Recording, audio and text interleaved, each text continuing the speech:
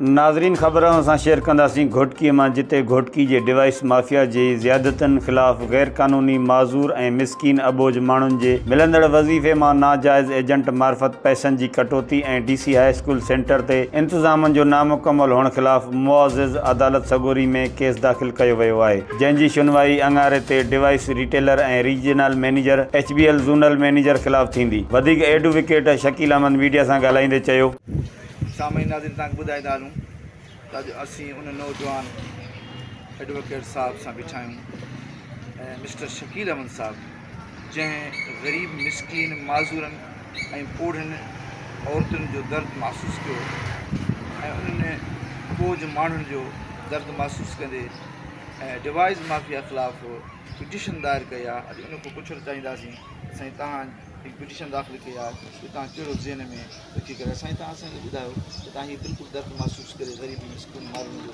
इंसानी हमदर्दी तव्हां पिटीशन दाख़िल कई आहे, इहो कॾहिं नोटिस सर्व थींदा, इहो कॾहिं उनखे इन पर्सन घुरायो वेंदो? बिस्मिल्लाहिर्रहमानिर्रहीम। पहिरियां त ॻाल्हि इहा आहे त मूंखे जेको आहे मल्टीपल कंप्लेंट्स जेको मिलियूं, जी ठीकु आहे, कंप्लेनेंट्स मूंखे ॿुधायो त हीअ जेको आहे असां सां हशर थियो आहे। जी सर। उते जेके डिवाइस माफ़िया आहिनि, जी सर, त उन्हनि जो कमु इहो आहे त कंहिंखे चवां वक़्तनि जी तदबीर करणु, उन्हनि जी कटौती करणु, इलीगल कमीशन वठणु, ठीकु आहे, जेकॾहिं कंहिंजा 9,000 अचनि था त उन खां 1,000 रुपया वठनि था, जेकॾहिं कंहिंजा 25,000 अचनि था त उन खां 2,000 वठनि था, 3,000 वठनि था, जेकॾहिं 25,000 खां मथे थो अचे 50,000 ताईं त 5-7,000 ताईं बि जेको आहे कमीशन में वठनि था। मूंखे जॾहिं इहे कंप्लेंट्स मिलियूं, मां तव्हांखे हुते विज़िट कंदे ॾिठो कॾहिं तव्हां घुमो पिया? हा बिल्कुलु, मूंखे कंप्लेंट्स मिलियूं त पोइ मां उहो सेंटर जेको आहे इन पर्सन वञी करे विज़िट कयो। जॾहिं विज़िट कयो त उते मूंखे 2 औरतूं मिलियूं। जी, उन्हनि मां हिकु जेको आहे कंहिंखे चवां जेके डिवाइस माफ़िया आहिनि उन्हनि जे जेको आहे सेंटर मंझि अंदरि हुई।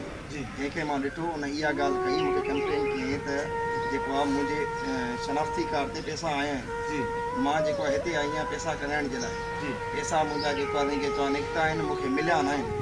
डिवाइस होल्डर जेको आहे उहो मूंखे चए थो त तुंहिंजा जेको आहे पैसा आया बि न आहिनि, तूं ॿिए ॾींहं ते जेको आहे ईंजांइ। ऐं उहे जेको आहे पैसा डिवाइस होल्डर पंहिंजे खीसे में ई रखनि था। अच्छा, हा, इहा ग़रीब माण्हू अबोज माण्हू ॿाहिरि जे माण्हू सम्झी कोन था सघनि ॻाल्हि। इहा प्रैक्टिस उते कॉमन आहे। ऐं अबोज ग़रीब माण्हू जेके डेस्टिट्यूट मेंबर्स ऑफ सोसाइटी उनजे अकाउंट में जेको आहे पैसा अचनि था, त उहे जेको आहे उन्हनि खे ख़बर ई न आहे त असांजे अकाउंट में पैसा केतिरा जेको आहे पैसा आया आहिनि। हीअ डिवाइस माफ़िया जेको आहे उनजी कमीशन अलॻि जेको आहे कटींदा पिया आहिनि, जेकी गैर क़ानूनी आहे, जॾहिं त उन्हनि खे पर पर्सन ते उन्हनि खे पंहिंजी कमीशन गवर्नमेंट डिजिटल रसीद बि कोन था मैनुअल रसीद ॾियनि था। उहा मां पंहिंजी पिटीशन में बि इहो मैंशन कयो आहे त हीअ जेको आहे पंहिंजी हथरादू रिसेप्ट ठाहे करे उन्हनि खे ॾियनि मैनुअल जेको आहे ॾींदा पिया आहिनि, पंहिंजे हथनि सां लिखी करे जेकी डिजिटल आहे उहा उन्हनि खे जेको आहे नथा ॾियनि। उन्हनि जे ख़िलाफ़ बि इहा शइ लिखी आहे, मां पिटीशन में मां मैंशन कयो आहे।